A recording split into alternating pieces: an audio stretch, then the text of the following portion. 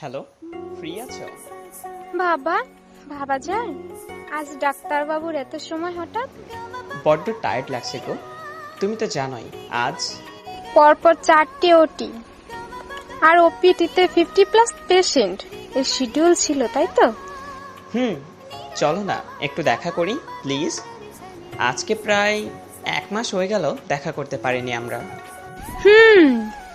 যেতে পারি, তবে একটা শর্ত আছে। শর্ত?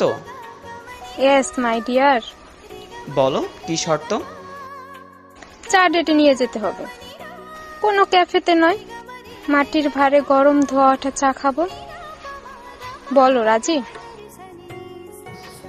দাদা, 1 কাপ চা দেবেন? এই 1 কাপে কেন? এসব কিন্তু চলবে না, আমি আগে বলেছিলাম চা। কুল ম্যাডাম, কুল। ধুর,